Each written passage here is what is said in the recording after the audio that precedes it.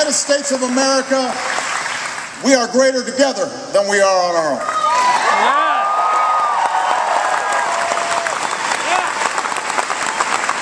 This country advances when we keep that basic American promise. If you work hard, you can do well enough to raise a family, own a home, send your kids to college, put a little away for retirement. And it doesn't matter who you are, where you come from, what you look like. That's what has created this extraordinary country of ours. That's what we're fighting for. That's the choice in this election. This is not just your usual run-of-the-mill political debate. This is the defining issue of our time, a make-or-break moment for the middle class. That's what we've got to fight for.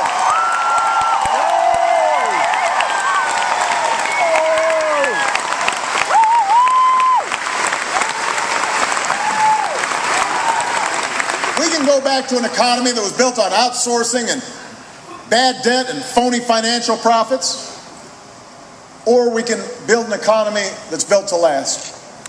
An economy that's built on American manufacturing and American innovation, American energy, and American workers who are trained and skilled, and the values that make this country great: hard work and fair play and shared responsibility. That's the vision I believe in. That's what I'm fighting for.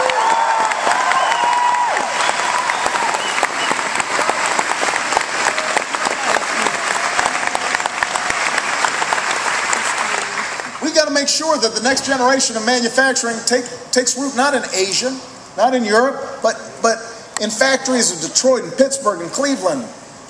I don't want this nation just to be known for buying and consuming things. I want us to build and sell things all around the world.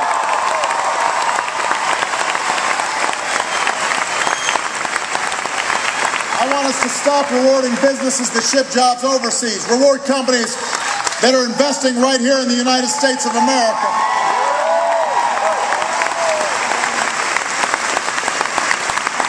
I want to make our schools the envy of the world. And by the way, that starts with the man or woman at the front of the classroom.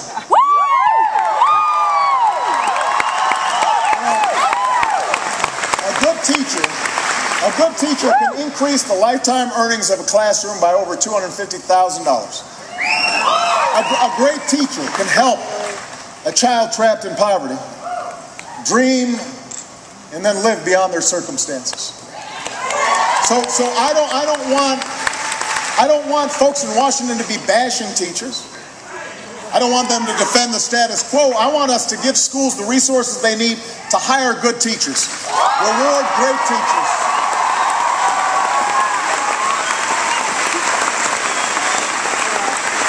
I want us to grant schools the flexibility to teach with creativity and passion and stop teaching to the test and replace teachers who aren't helping kids learn. That's what I want to see happen.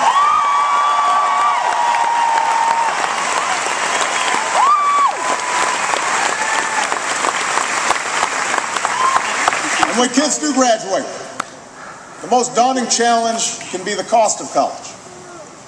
And when Americans owe more tuition debt than they do credit card debt, you know we've got a problem.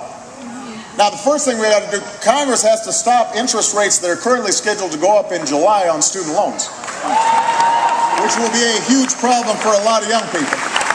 I've already asked Congress to do it. They haven't done it. Shocking enough, they haven't done it so far.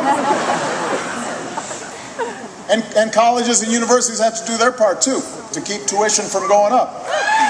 Because higher education cannot be a luxury. It is an economic imperative that every family in America should be able to afford.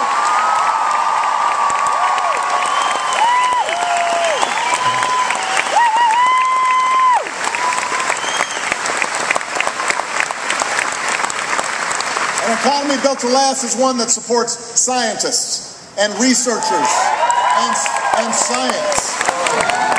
Whether we're talking about stem cell research or climate change, we don't need science deniers. We need people to understand that America's always succeeded because of our belief in science, our investment in research.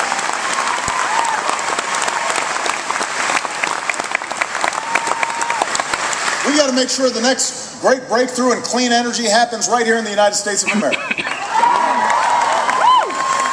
We have been subsidizing oil companies for 100 years now through taxpayer giveaways.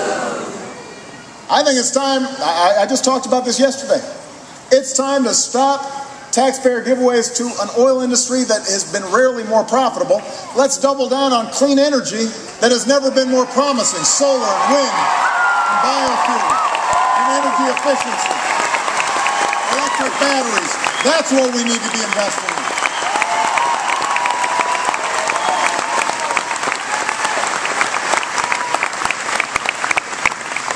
We've got to rebuild America. I want our businesses and our people to have access to the best roads and the best airports, faster high-speed rail and internet access. It's time for us to take the money we were spending at war, use half of it to pay down our debt, use the rest of it to start doing some nation building right here at home.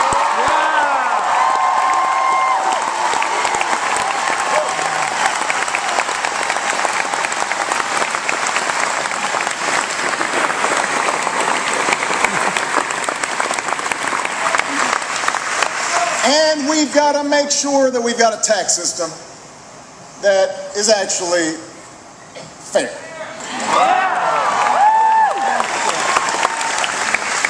Part of that is something I call the Buffett rule. It's very simple. If you are making more than $1 million a year, I'm not saying you have $1 million, I'm saying you're making $1 million every year, then you shouldn't pay a lower rate than your secretary. That's a pretty simple proposition.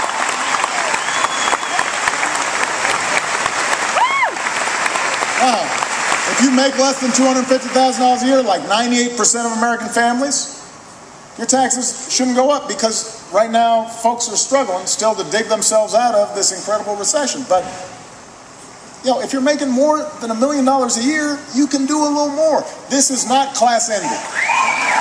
This is not class warfare. This is basic math.